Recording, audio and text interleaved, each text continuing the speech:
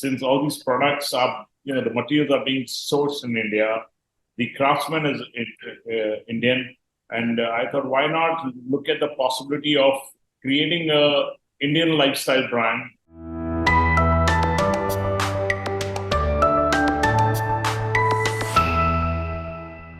Hello and welcome to another episode of 8. My name is Sanjay Chakravarti. I'm the founder of Tagit. Today's episode is with someone who I've known only for the past few years, but very impressed simply with his length and breadth of his lifestyle.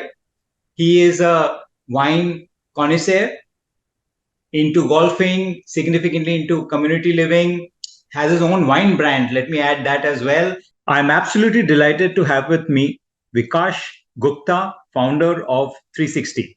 Thank you, Sanjay, for having me. It's an absolute pleasure to be here with you. So Vikash, jumping into the first question, one breath, who is Vikash? Well, Vikash is a hardcore people's guy. I'm always very emotional about relationships and passionate about India. Super. Jumping into your baby, which is my second question, one breath, tell us something about 360. So 360 is a lifestyle studio conceptualizing, creating unique artisan products with the skill, Indian craftsman skill, and making it a conversation piece. If you could just talk us through, how did this idea come into your mind in the first place and what you build up today? I always wanted to be an entrepreneur. And at a young age, when I was in US, I used to work, for a leather store. And that was my part-time job, which you do as a, on the weekends. So I was very excited with leather as a material, everything about leather. When I came back to India, returned to India after my US education, 93, I was very young and I was very excited to look at how I could be, do something on that front. And that's how this journey started. Earlier days, I was more into exports. I had I set up a factory, small factory. It was very humble beginning for us. But a lot of enthusiasm at that time when I came back. I was only 26 years old. So my leather journey started. I used to work with some of the best brands. That's how I started, selling leather, exporting leather to US and Europe. And last 10 years, my focus shifted where I thought, why not, since all these products are, the materials are being sourced in India, the craftsman is Indian. And I thought, why not look at the possibility of creating a Indian lifestyle brand where I can showcase the world out there, what Indian craftsmanship is all about, showcase Indian designers, of course, showcase Indian entrepreneurship and Indian spirit. And that's how this whole idea of creating something on the leather front, because that's what I was comfortable as a material. I started my journey building this 360 brand. And we've been at it. You've seen there has been a lot of struggle to get where we are today, but very excited because the creative part of the business is very exciting. It excites us. We are very driven by it because the kind of, the skill set which is required, the craftsmanship which is required, the design sense which is needed in creating those masterpieces. It's phenomenal, and we take a lot of pride in doing what we do. And we think there is a whole world out there who wants to see all this and talk about it. And that's what it is. 360 is all about, Sanjay. Right, Vikash. What I was super impressed with when I reached there, apart from everything that's around, was really the bar. And I've never seen something like that. I will show some of the photographs here, as you can see here. But how did this idea come through? Are you the only one who does something like this? Because I have personally never seen something like that. And I can tell you that, any drawing room will completely change just based on having this bar there. So how did that idea come through? I think the bar idea, again, we were developing so leather is very masculine, think about leather, it creates a very den kind of a thoughts, when you think about leather. And when I was thinking and designing with my design team, which we always have a great design team on board, one of the areas where we always feel very excited about doing is creating a leather bar. And for some reason, a lot of enthusiasm goes in creating those pieces. And it has always become an iconic statement pieces, which resonates with our brand, 360. So, you see it because, and it just happened. It got evolved. And today, if you do a search, I mean, you will find us as the guys who do leather, handcrafted leather bars. And the beauty is it's a bespoke also. So you can customize your leather bar. My thought was, when I was thinking about putting this idea of what product line and everything, the idea was, the target audience which I was focusing on was, always thought about young couple who just settled down, and now they are trying to they have a family and they're trying to entertain people at home, and they are looking for a small something bar which becomes a conversation piece also. And when they go to the market, there's very limited options, whether you get something in wood or, you have a carpenter who designs it. But, or you have something which is very, very expensive from Italy and all that. So I thought, why not just somewhere, something in between and something which is leather, which is luxury, and create that piece. And that's how this got evolved. And here we are. And you're right, bar has become a big thing with us. Awesome. Vikash, I have to bring up this topic. Leather as a word is most sought after, but of late has also become extremely sensitive. Just with the whole vegan movement, and I remember had an extremely interesting conversation how actually leather is sustainable from a overall perspective. If you could share something more on it.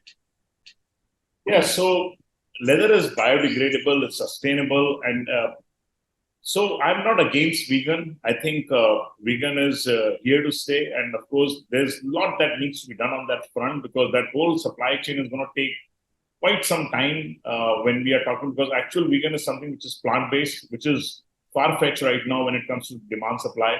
But here is my call. I mean, this is what I'm saying. Look at leather. We don't kill any animals because getting those hides for making those bars. No, we don't.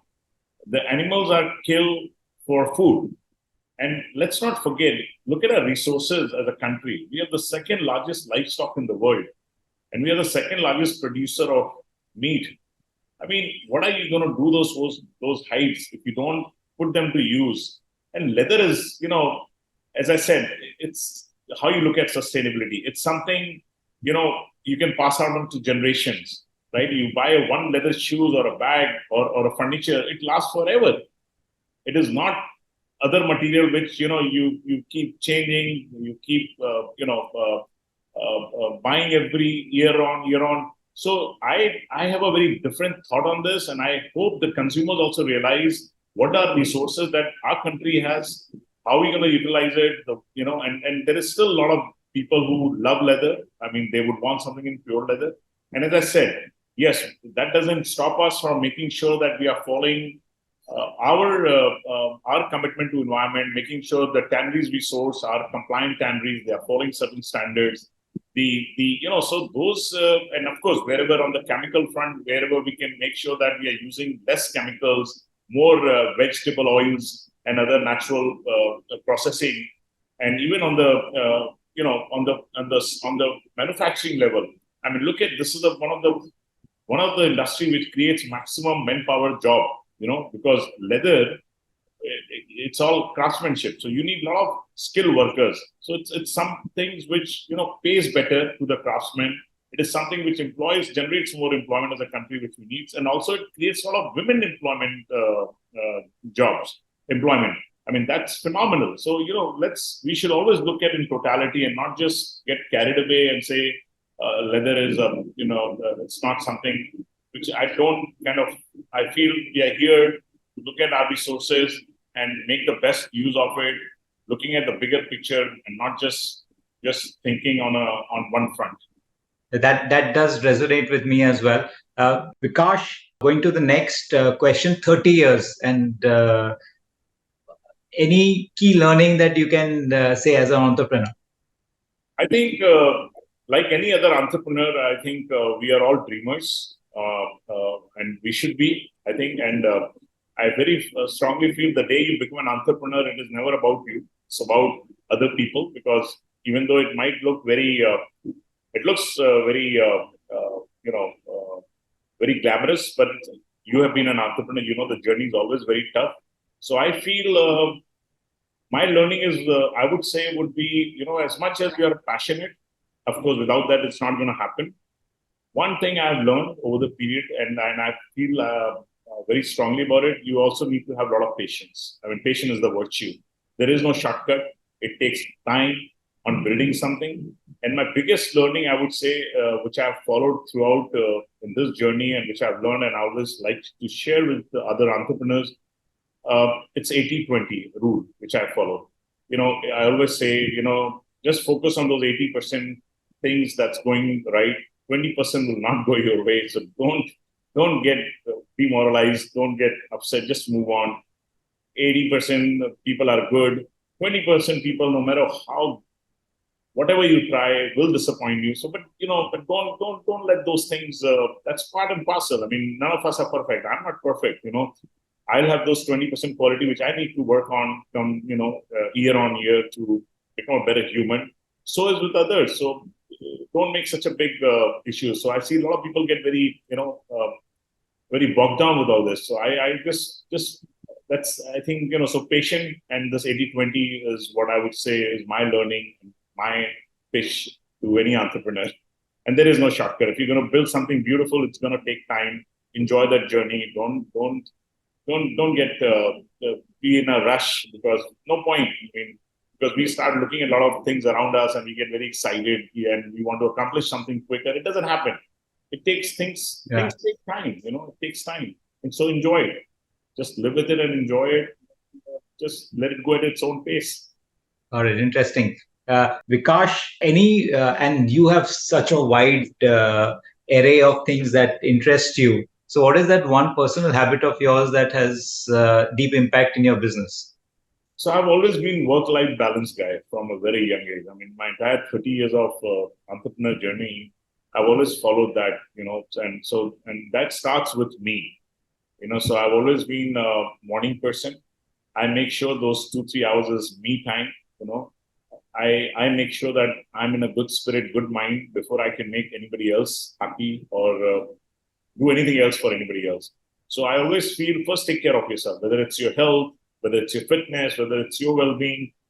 That's the best thing you can do for others as well as for yourself. Once you are in that mind frame, you are positive, your thought process is good. It's very human. It's gonna happen. You're gonna be a nice guy. You're gonna be good. You're gonna think positive, and you will spread that positivity. You spread that everything around you. I mean, and that's what you need to do, and that's what I think we all need to do as entrepreneurs, because we all have the same journey, same lifestyle, same challenges, but we need to keep that spirit going. And I think we all have our habits, but my habit is, again, morning, my fitness. I don't care. I need to be fit mentally and physically, and that's what has kept me going. I mean, that's the only one thing that has kept me going. And balancing my work and life balance, I make sure there's enough time for my family, for myself, for my community, for my people, relationship. I've always ensured, always, no matter what, good days, bad days, tough days, highs, lows, doesn't matter. That journey has to continue that pace. Very, very interesting and deep, I would say. Vikash, getting to the last one breath question, 368 months from now and 368 years from now. So we have done a lot of collaboration recently. Sanjay, you must be aware, I have collaborated with Glenfiddich. We have been picked up as a brand to do a line extension for them. This is the first time it has happened in the history of 110 years. So we have also just collaborated doing a collection for Lexus India, and a lot of few other partnerships. So the idea next 8 months for me is to make sure these partnerships are, doing well. They are, they are being put in nice pace, and each division is somehow making money.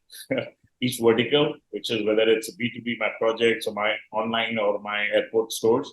That's my challenge for next 8 months. That's what I want to achieve. 8 years. So Yes, before you, sorry, I have to interject there because also want to promote a bit of our collaboration there. Super excited about launching Tagit luxury products with you with that collaboration. So I'm not going to let you, skip that Not bit. at I know all. you have bigger brands, pretty much you've spoken about, but yeah, I'm just getting in and putting in Tagit as well. Absolutely, Sanjay. We are also equally excited. I think this is gonna.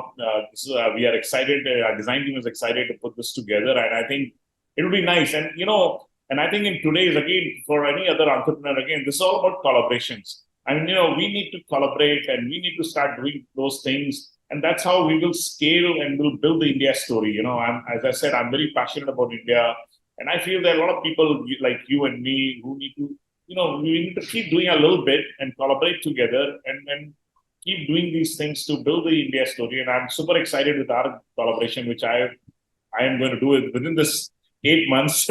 that's my commitment to Tag 8, and it's phenomenal what you have done, what you guys have achieved in your journey, Sanjay. So very excited. And then sorry to break your flow of thoughts, but yeah, 8 years from now.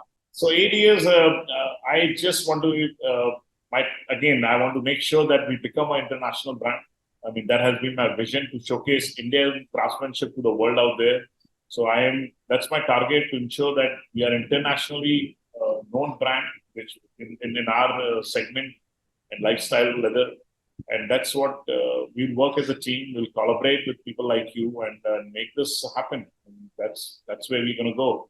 And we're going to all go together and we'll do our best and excited and hope just God gives me that energy, that spirit, and good health to keep doing what I'm doing. That's it. Vikash, I'm really a fan of the products that you've created.